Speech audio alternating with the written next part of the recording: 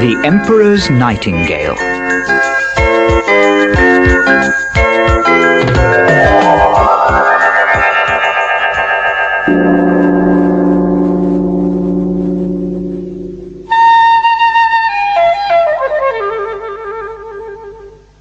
Once upon a time, in China, there was an emperor who lived in the most beautiful palace in the world. In fact, everything in it was so beautiful and so delicate that his courtiers daren't touch anything. And the palace gardens were even more wonderful than the palace itself. They were filled with the most exotic flowers, which gave out such lovely perfume that all the emperor's courtiers swooned with delight whenever they walked there. His subjects were allowed to wander in the gardens between dawn and dusk, and the emperor spent many hours talking to them. One day, he came across a local fisherman. "Did you know that a nightingale with the sweetest singing voice in the world lives in your gardens?" said the fisherman. "This is news to me," said the emperor. And the emperor, who was used to getting everything he wanted, commanded his courtiers to search high and low for the nightingale. For one whole day his courtiers searched. They looked in the golden pagodas and in the jeweled summer houses. They shouted up into the tall trees with their luscious green branches and exotic flowers. By dusk, the courtiers' voices were hoarse with shouting for the nightingale. "Let us retire for a cup of China tea, my friends," said the chief courtier. So they sat down in one of the golden pagodas and discussed where they would look next. And as the kitchen maid was serving the tea, she overheard their conversation. "I know where the nightingale lives," said the kitchen maid. "I hear it singing every evening when I go and visit my sick mother." So all the courtiers followed her into the gardens until they came to the tallest tree.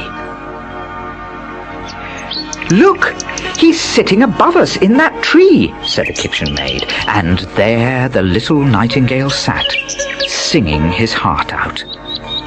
"But he looks so ordinary," said the chief courtier, who was a bit of a snob.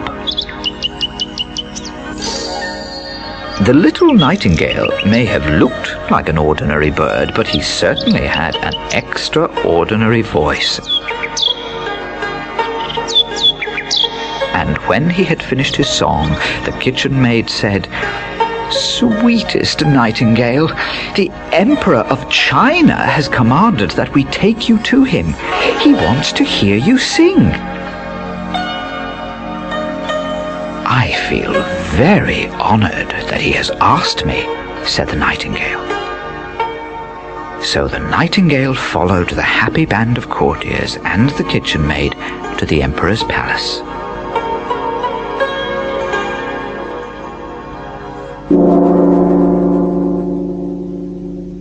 The emperor had made elaborate preparations for the nightingale. In the great banqueting hall, he had set up an amazing golden perch for the little bird. And when the nightingale entered the hall, the emperor gently sat him on his finger and led him to the jeweled perch. "Sing for me, little nightingale," said the emperor.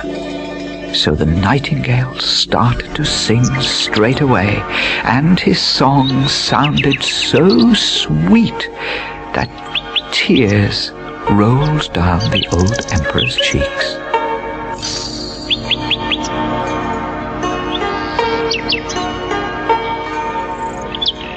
The nightingale was such a success with the emperor that he was given his own special cage at court. He was allowed out in the palace gardens twice a day, but 12 servants had to accompany him, and each one had to hold onto a thin silk ribbon that was attached to the bird's legs.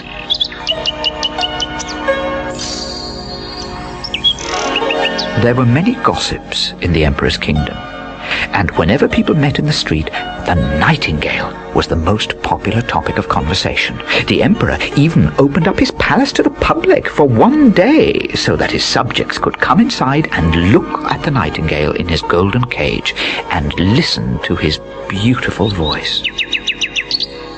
Each day his subjects would bring presents to the Emperor as a thank you for letting them see the beautiful bird. But one day, the chief courtier delivered a package to the Emperor, and nobody knew who had sent it.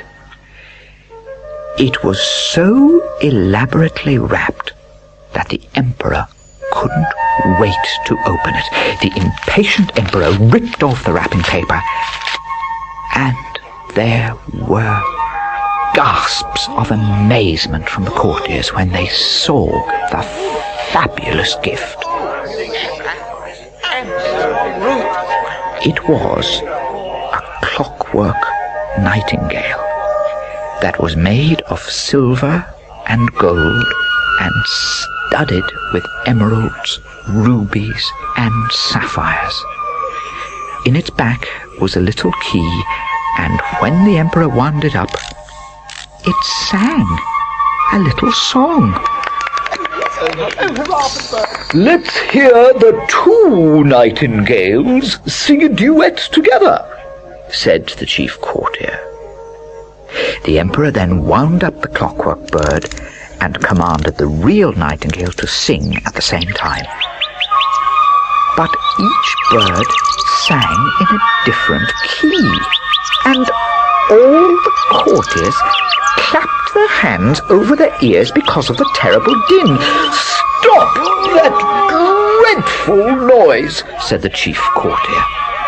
The real nightingale stopped singing straight away, but the clockwork bird couldn't stop.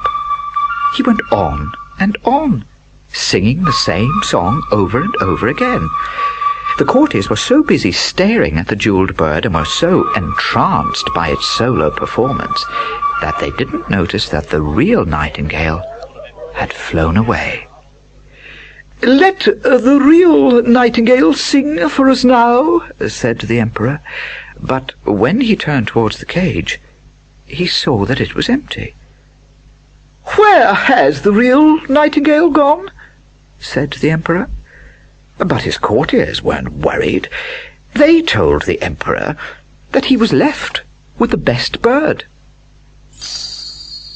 And still the clockwork bird kept singing the same song over and over again. But it was a complicated song, and the courtiers weren't bored with it because they hadn't learned it by heart yet. Everyone was impressed with the clockwork bird, but nobody praised it more than the master of the Emperor's music. "Listen to me," he said. "The real nightingale is not reliable. We never know exactly what he's going to sing, but with the clockwork bird we know where we are. He has one song and no other. We can even open him up and look inside the cylinder and find how the song was created. Indeed, the clockwork bird has no secrets from us." "You are absolutely right," cried the courtiers. But the fisherman didn't agree. "You are all making a big mistake," he shouted. "The real nightingale sings from the depth of his heart, and that is something that a clockwork toy could never do." But nobody took any notice of the fisherman, and the real nightingale was banished from the kingdom. Although the Emperor of China had more treasures and wealth than anyone could possibly count, nothing was more precious to him than the clockwork bird. It held such a special place in his heart that the Emperor let it sleep on a soft velvet cushion beside his bed. And it wasn't only the Emperor of China who had a deep affection for him. Kings, queens, and emperors from all over the world had heard about the amazing bird and had sent him lavish presents. The most exquisite little golden caskets and priceless jewels were piled up around the famous bird's cushion. Every night the bird would sing the emperor to sleep with his familiar little song, and within a few weeks the emperor knew the song off by heart. The emperor enjoyed the nightingale song so much that he often hummed along to the tune. But one night, when the emperor was just dozing off and the nightingale was singing its familiar song, there was a sudden clanging sound. Whirr! Clang! Bang! Went the bird. All its cogs whirred round, and then it was completely still. "My lovely little nightingale, what is wrong?" cried the emperor as he leapt out of bed. And then he rang the bell and called for his chief courtier. "Fetch the court physician!" cried the emperor when the chief courtier arrived. But when the physician appeared, there was nothing he could do. "Fetch the royal watchmaker!" said the emperor to the chief courtier. When the watchmaker appeared, he took one look at the bird and muttered, "This bird is going to be difficult to fix." After much muttering and tinkering, he finally mended the bird, and then he gave the emperor this stern warning. "If you play it more than once a year, it may never work again." So the emperor kept the bird as an ornament and daren't play it again.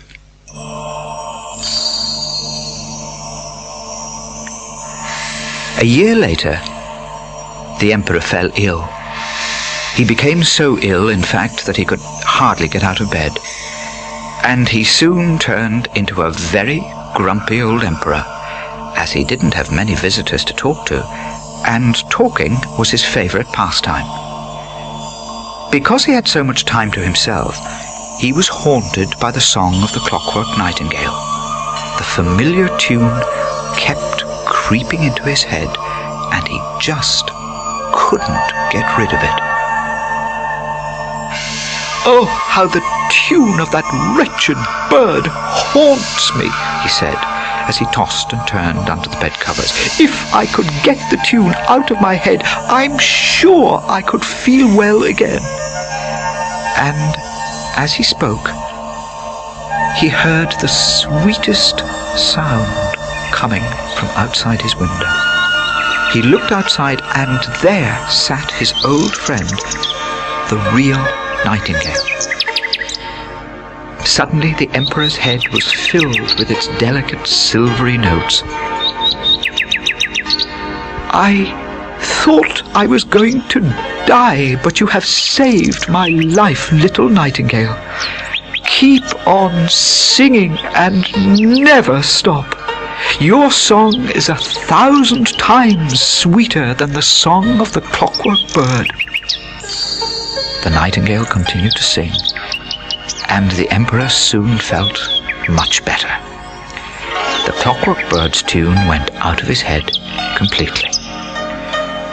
"I am so glad that you came back to our kingdom," said the emperor to the real nightingale. "I must confess that I was dazzled and fooled by the clockwork bird's glittering coat. How can you ever forgive me?"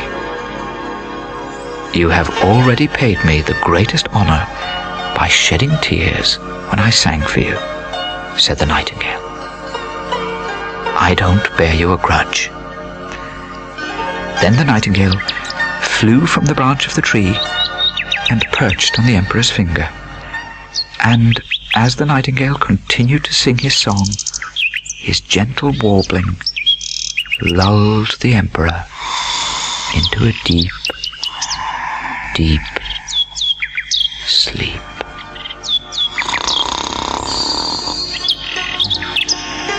The nightingale stayed at the emperor's bedside for the rest of the night, and At sunrise, the emperor was woken by the bird singing his beautiful song.